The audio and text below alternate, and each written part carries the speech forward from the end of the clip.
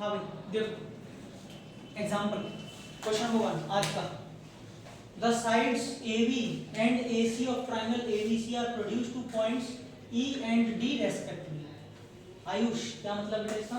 AB और AC दो side हैं ट्राइंगल ABC की जिनको प्रोड्यूस किया है E और D पॉइंट तक रेस्पेक्टिवली। रेस्पेक्टिवली से मतलब आ रहा है यहाँ पे कि AB को E तक और AC को D तक, क्योंकि AB पहले बोली है और पहले कौन सा पॉइंट बोला है? E। बाद में AC बोली है और बाद में पॉइंट कौन सा बोला है? D। इसके लिए रेस्पेक्टिवली इन्होंने लगाया। भक्ति आगे क्या बोल रहा है? If bisectors BO and CO of angle CBE and angle BCD,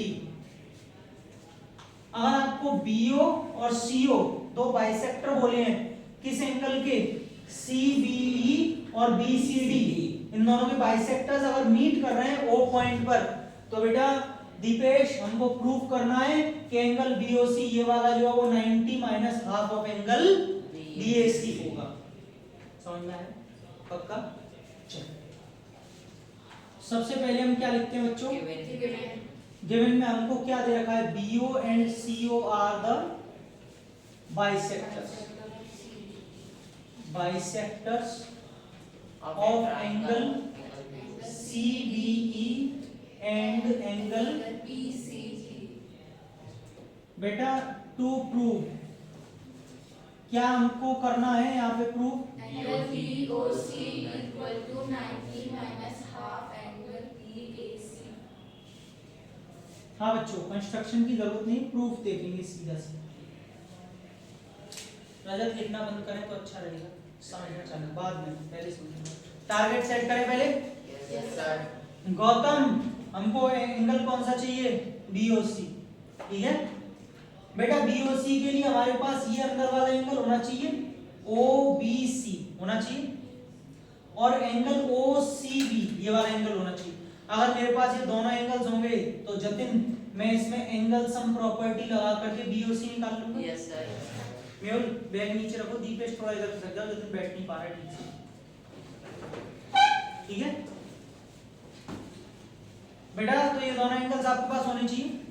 यानी हमारा टारगेट कहां जाके रुक गया? इन दोनों एंगल्स को निकालने का। बच्चों समझना बेटा, जब ये एंगल बाइसेक्टर है, ये दोनों हाफ हैं, तो मैं ये कह सकता हूं एंगल OBC ये वाला जो एंगल है ये वाला, वो इस पूरे CBE का कितना होगा? हाफ है ना। यानी कि मेरे पास CBE एंगल होना चाहिए और ये एंगल OCB ये वाला जो एंगल है वो हाफ ऑफ क्या होगा? Angle BCD। तो मेरे पास BCD होना चाहिए। अब एक और नया टारगेट मिल गया। पहले कह रहे थे ये होने चाहिए, लेकिन अब चाहिए CBE और BCD। कोई बात नहीं है बच्चों, CBE सीधा सीधा कितना होगा? 180 माइनस y होगा कि नहीं होगा? लीनियर पेयर से, क्योंकि ये y है तो बेटा ये कितना हो जाएगा? 180 माइनस। ऐसे ये z है तो ये कितना हो जाएगा? 180 माइनस। ये तो निकल आए, और अगर ये निकल आए हैं तो मैं इनके हाफ करके ये दोनों एंगल्स निकाल लूंगा। और ये दोनों निकालने के बाद जब मैं एंगल सम प्रॉपर्टी लगाऊंगा तो मुझे एंगल BOC मिल जाएगा। टारगेट क्लियर है? चलो इन दोनों को पहले मैं निकाल रहा हूं, लिखा रहा हूं, सिर्फ समझेंगे, लिखेगा कोई नहीं। ठीक है देखिए बच्चों, यहाँ पे सबसे पहले हमको ये वाला इसमें लीनियर पेयर लगाना है, तो हम यहाँ पे लिखेंगे एंगल ABC। ध्यान से देखिएगा, angle ABC plus angle CBE। Angle CBE is equals to बेटा is equals to linear pair of angle. बच्चों हमें ये कितना दे रखा है? एंगल CBE, तो यहां से हमने निकाला एंगल CBE। यहाँ तक किसी को कोई परेशानी? सर इसमें क्या बोलते हैं, आपने एंगल CBO क्यों नहीं लिया? CBO क्यों नहीं लिया? Yes sir. बेटा वो तो मुझे निकालना है। OBC अच्छा मतलब लीनियर पेयर में। yes, तो बेटा इसको आधा अकेला CBO लेके क्या करता? पूरा एंगल ले लो ना। आगे आधे की जरूरत है मैं मानता हूँ, लेकिन अभी फिलहाल में पहले पूरा निकाल के आधा निकाल लो ना। Yes sir. ठीक है चलिए आगे बढ़ते हैं। इसको चाहें आप तो फर्स्ट इक्वेशन डाल सकते हैं, वैसे इसकी भी जरूरत नहीं है, बाद में देखें, इसकी जरूरत नहीं है ना।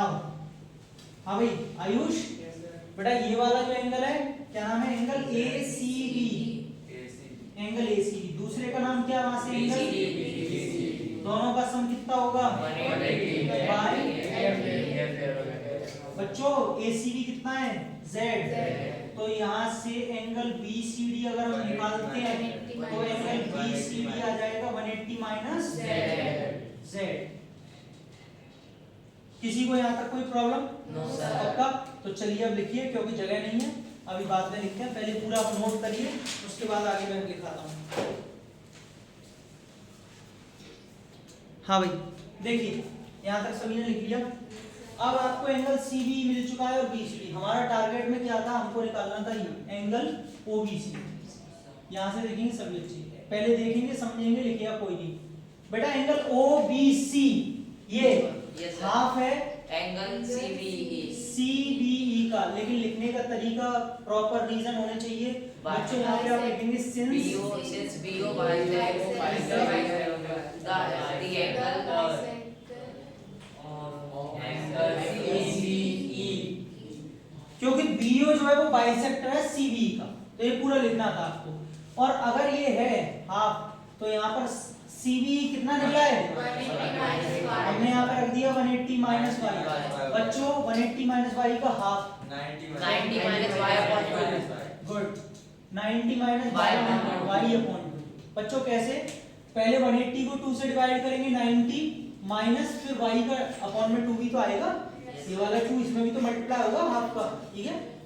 चलिए आगे देखिए, ये आपके पास एंगल क्या निकल के आ गया OBC जी। अब हमको निकालना है एंगल OCB जो कि होगा हाफ ऑफ एंगल BCD। ये OCB निकालना है जो कि इस BCD का क्या होगा हाफ। तो बच्चों यहाँ पे हमने पहले रखा बेटा 180 minus z, ठीक है, ये कितना हो जाएगा 90 माइनस। बच्चों थोड़ा z और 2 को थोड़ा सही से बनाइएगा, z अलग लगना चाहिए 2 अलग। इसके सामने हम रीजन और लिखेंगे CO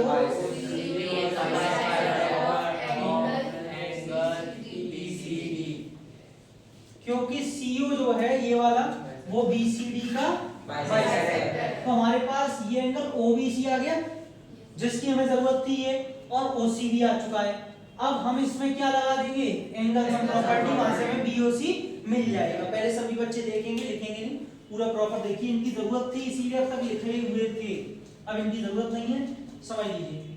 आप लिखेंगे इन ट्रायंगल BOC, जिस ट्रायंगल में लगाते हैं मेंशन करते हैं angle BOC plus angle OBC plus angle OCB is equal to 180 degree ASP angle sum property.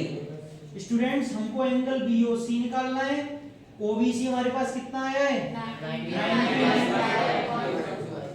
ये कितना है 90 माइनस इज इक्वल टू 180 चल रहा है बेटा। 90 और 90 कितना 180 से पूरा 180 कट जाएगा, माइनस का y upon 2 minus z upon 2 जब उधर जाएंगे तो दोनों कैसे हो जाएंगे y अपॉन 2 और दोनों में से अगर मैं नीचे से हाफ कॉमन ले लूं, मतलब नीचे से 2 कॉमन ले लूं तो ब्रैकेट में बचेगा y प्लस z और 2 अपॉन में कॉमन आ गया।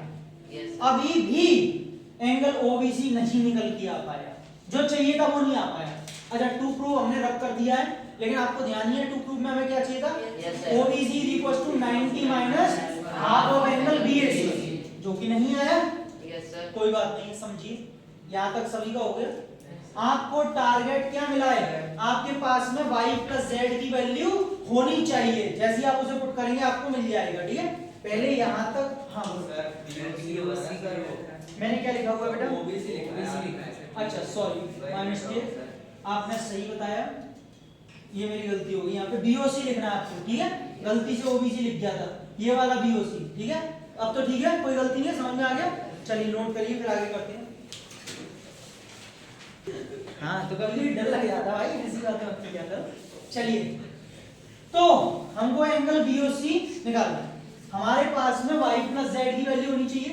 हम बच्चों ट्राइंगल ABC में से इनकी वैल्यू आराम से निकाल सकते हैं, क्योंकि हमको पता है y और z यहाँ पे बेटा। इसमें एंगल सम प्रॉपर्टी अगर हम लगाते हैं तो x plus y plus z 180 angle sum property. बच्चों y प्लस z अगर हम यहाँ से निकालें तो क्या आएगा 180 माइनस x, और बेटा इसको इसमें पुट कर दीजिए तो यहाँ से angle BOC is equal to half of 180 minus x, तो हाफ 180 अपॉन 2 कितना 90 माइनस हाफ ऑफ x हो जाएगा, Yes. हाफ ऑफ x हो जाएगा।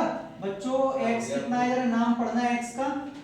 सर BAC x क्या है, एंगल BAC, और देख लीजिए आपका टू प्रूफ में आपको यही प्रूफ करना था कि angle BOC 90 minus half of angle BOC होता है। ये लीजिए खत्म हो गया, BAC होता है।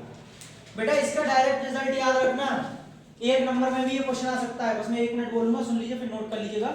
एक नंबर में भी बहुत आराम से इसका क्वेश्चन बन सकता है।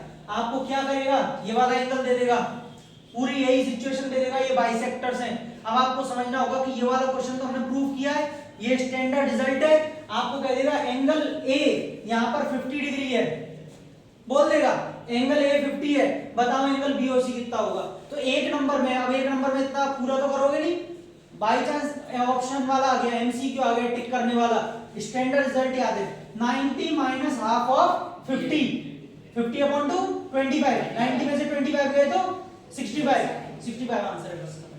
तो इसका स्टैंडर्ड रिजल्ट आप क्या करना, याद कर लो। यस प्रूविंग तो आनी चाहिए, रिजल्ट याद कर लो। अगर एक नंबर में आ जाए तो आप तैयार रहेंगे, ठीक है। चलिए नोट करिए।